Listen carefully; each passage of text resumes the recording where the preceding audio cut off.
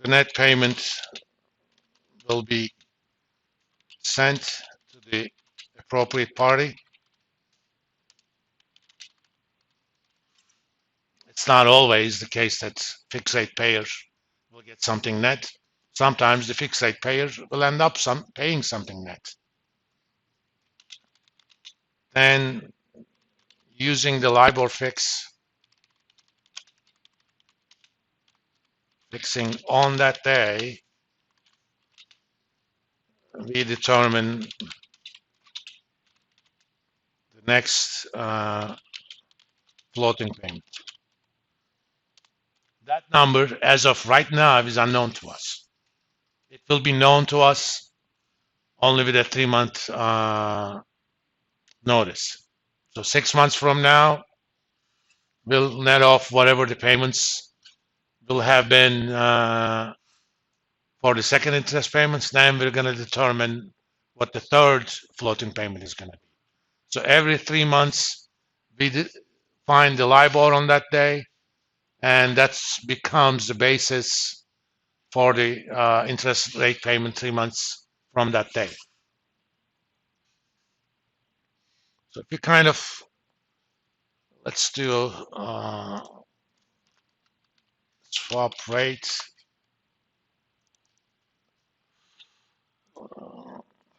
For now, I'm just going to put 4% arbitrarily. Notional. 1, 1, 2, 3, 1, 2, 3. For our calculations, the notional doesn't matter, but things looks a lot better if it's $1 million.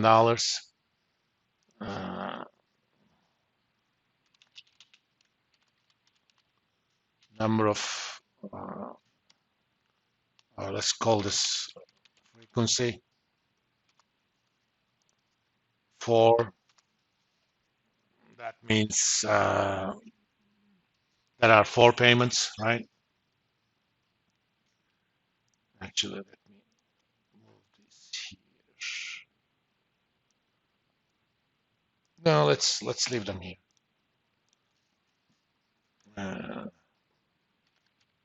Maturity in years. I'm gonna do 2 for now. These are all our inputs.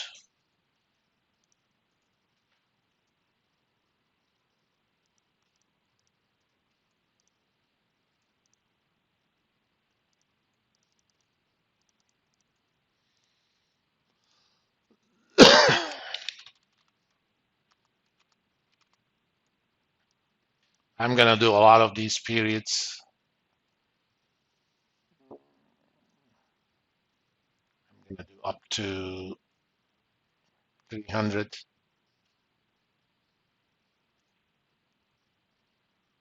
You don't have to necessarily use them.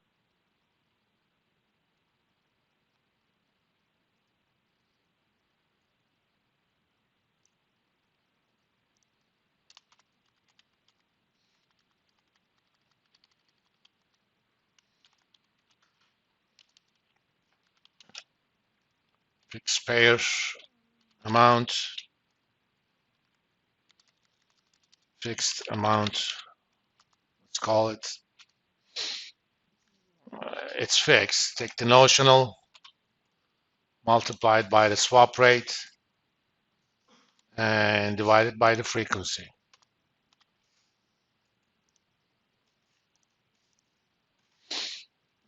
And these are going to be fixed, so I'll just make them fixed.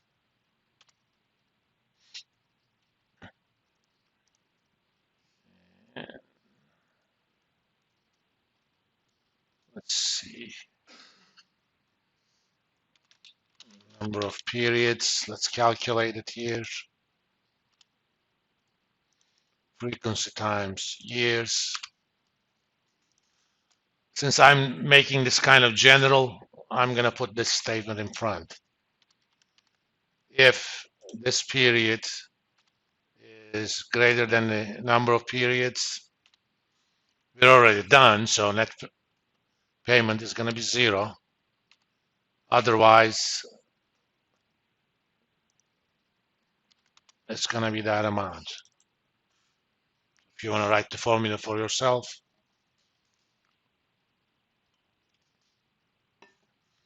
and before you tell me that C2 is a fixed reference, I could have also named them, but I'm too lazy. We already lost half an hour of lecture last time. Yes, this one.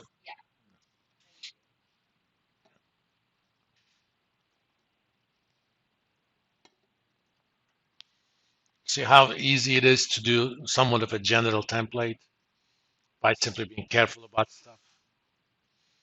I mean, I'm going to do everything for 2 years, but conceptually speaking, everything I do is the same.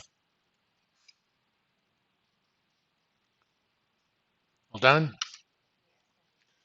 The rest is going to be the same, but after 8, it's 0. If this was a 5-year thing, after 20, it's 0. So I don't have to worry about exactly what that is. uh, Floating rate, and we're going to figure out where they come from. But right now, I'm going to put 4 point, what was that number? 87157.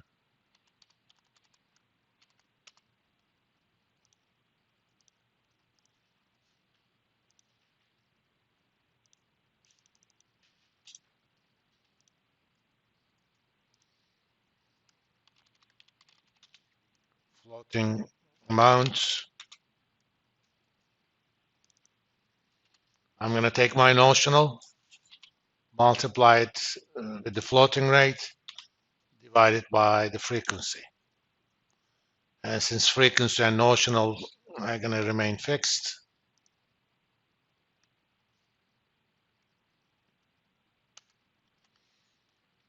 it's not as surprising. That's the number we had.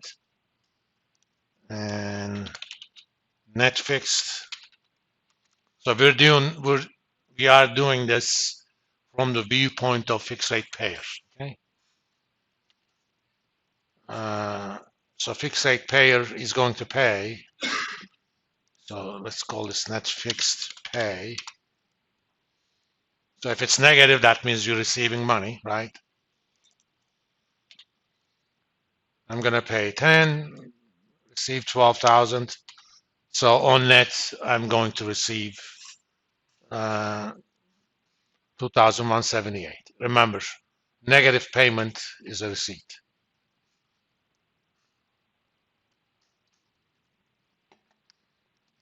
My younger son was in second grade.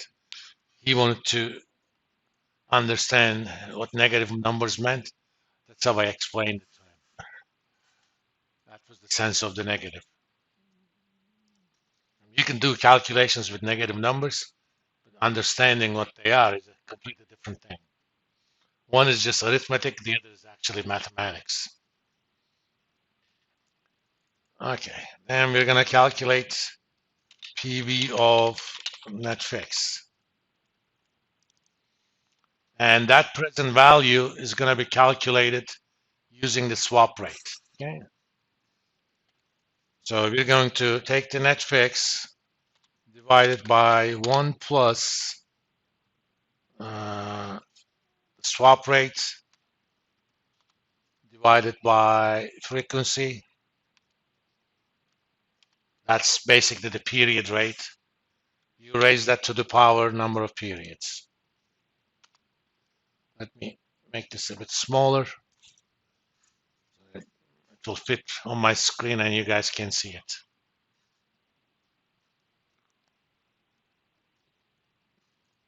It's not terribly complicated. It's just a PV calculation. Or we could have written a PV function and used that, but sometimes, if you're shooting a little bird, there's no point to use a 50 cal, right? At 22 would be more than enough, or just a little BB gun would be more than enough. In both cases, you have a dead bird. The ammo is cheaper. Okay. Now, technically speaking, this first rate is also our input, but we're going to actually do something about it. The question is, how do I know what that second payment is going to be? Technically speaking, I am going to know that 3 months from now. But we have something else we can determine. We can determine what the 3 month rate is going to be 3 months from now. That is the forward rate, right? You can make a calculation. I'm going to add another sheet here. Let me, because I want to keep the black stuff.